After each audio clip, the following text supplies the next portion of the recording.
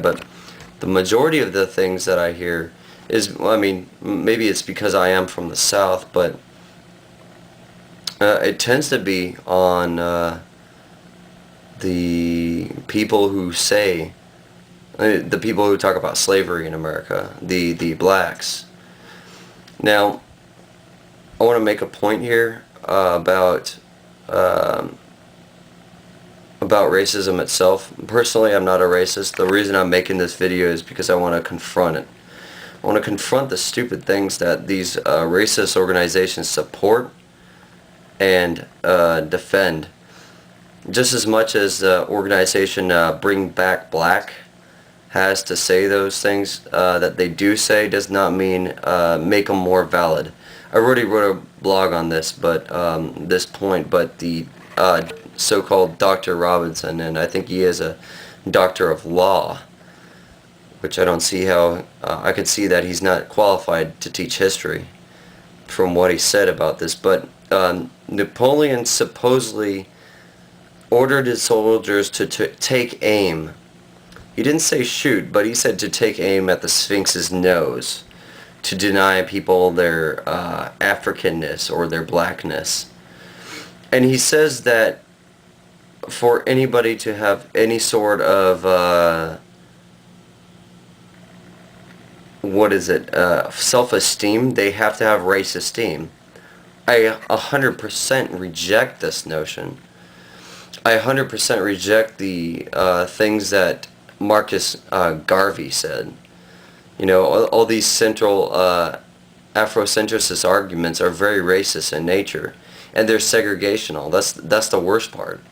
It's like we got rid of segregation in 1964, and the only group of people that seem to be keeping everybody segregated is the black community. Not on their own terms, but because of organizations like the Nation of Islam, the NAACP, and Bring Back Black. Those are three organizations I can mention right now.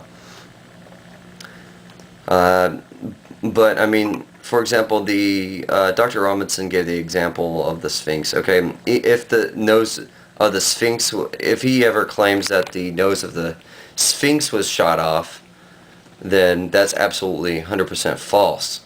There are sketches from the 1700s that were made, like I think it was 1 or 2 decades before Napoleon was even born, that the nose of the Sphinx was removed, so that wouldn't be a historical fact. That would be a false claim.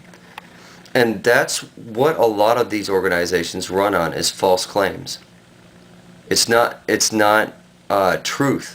You know, they might bend the truth and twist the truth, or leave a lot of important points out to make their truth seem more plausible and more unrealistic as they go.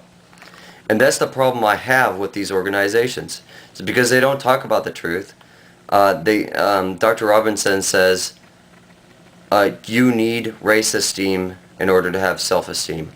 I do not base my self-esteem on my race, on my whiteness, and I shouldn't. Even if I was proud of being a European person, there's no reason. I mean, I talk about my ancestors. You know, I talk about my heritage as a Viking or Irishman or whatever, but I don't. You know, my whole being doesn't depend on that. I think I have a lot better qualities than just, you know, my genetics. There are things that, I mean, you can't change your genetics, but I mean, what I'm getting at is your identity should not be your color of your skin. You shouldn't base it on the color of your skin. Your mental and physical abilities do not depend on the color of your skin. You know, to think that it does is an old social Darwinian look of things, which is, you know, the old idea that one group of people is better than another based on their religion and their skin tone. You know, white Protestants being at the top, and black slaves being at the bottom of the social hierarchy, and that's simply not true. There are powerful black men in this world, and they're money wise, financially successful businessmen.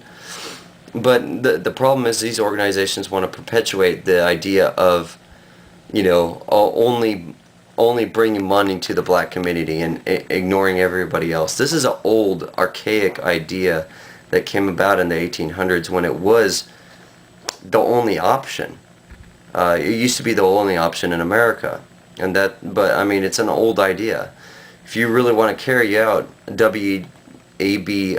Du Bois's ideas against segregated ideas, then carry those out. But the NAACP today does not represent the non-segregational nature of W.E.B. Du Bois, and he definitely aspired men and women alike to use their own effort. Don't use their race as an excuse, but use their own effort to build up their community.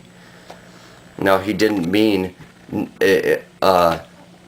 negate any business if it was a black or if it was anything other than a black owner. No, that's not what he meant. He meant build yourself up. Don't use your race as an excuse. Rely on your own intelligence and your physical abilities. Things that, race doesn't really matter.